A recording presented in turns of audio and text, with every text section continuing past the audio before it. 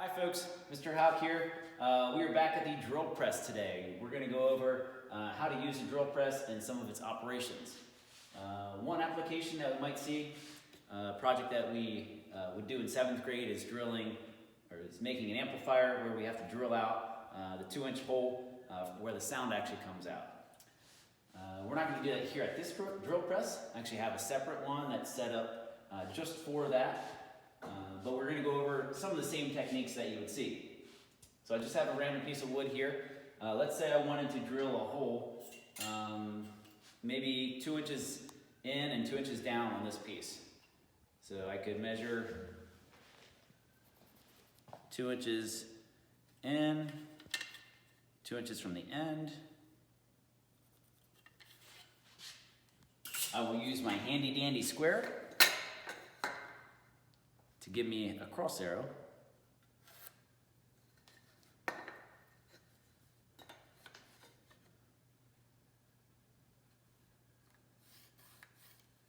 Okay.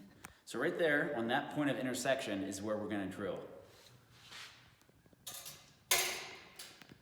A couple parts we want to notice before we really get started here. I have my feed handle over here. So this is what I will use to actually control the drill bit, to bring it down and to let it back up. It is spring loaded, so I don't want to just let go. I want to keep control of this the whole time. Here's our on-off button. I need to pull the switch out to turn it on, push it in to turn it off. On this side, you'll see it looks like a confusing ruler system, but this is called your depth gauge. So if I want to control how deep we're drilling into our part, I can set it. So right now I do want to drill the whole way through, but I don't want to drill into our table. So I'm going to lower this a little bit, get that set up. Okay, so that should be good. You can see our drill bit right here. It's chucked up. This is called your chuck. We can use a key to tighten that. It should already be tight and good for you. Ready to go. Okay, we never want to leave that in. That's a big no-no. That can go flying out. This one actually has a little indent where it'll push out so it doesn't stay in. That's a nice safety feature. So our drill bit should be ready to go. We have our part marked. What we're going to do from here is I want to align my drill bit up with my pencil line. So I'm going to kind of bring this down. All drill bits, it's really tough to see, but all drill bits essentially make a V.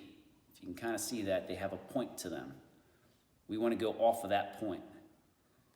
So as I look at this drill bit, okay, I can rotate it so that I can see where the point is. So it looks good that way. And it probably looks good your way. Right there, maybe I need to move it back a little bit.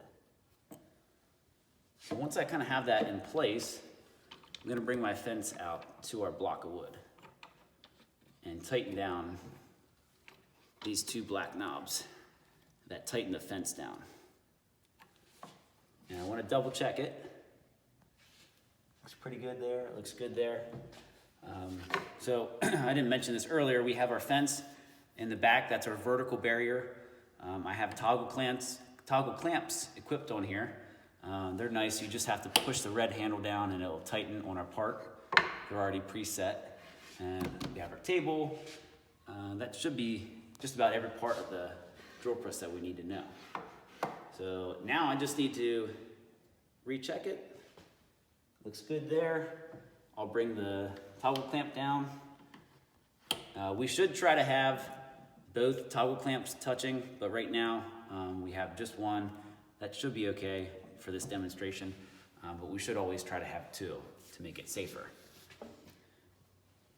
Before I go ahead and drill this, I want to go over something. When we're drilling, we want to help the drill bit out. Sometimes it can overheat and actually cause the inside of the hole to burn and start to turn like a blackish color. To prevent that, we're going to use something called the pecking method, where we'll drill a little bit, we'll let it back up, drill a little deeper, let it back up. And every time we do that, it's going to help evacuate and kind of pull the wood chips out of the hole. Sometimes you'll see like a bird's nest of wood chips start to create or hover around where you're drilling. We want to try to blow those away if we can.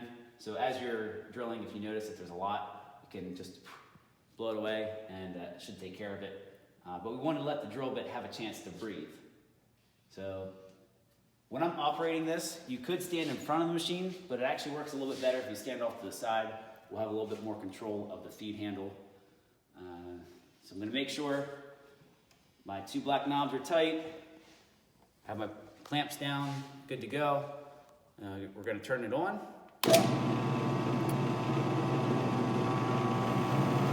going to drill a little bit, let it back up. Drill a little bit, let it back up. Drill a little bit, let it back up.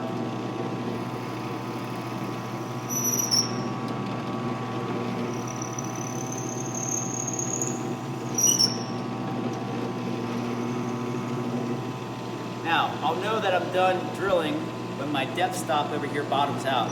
Okay, so I can't go anymore. I know that I'm all the way through the part. Let it up.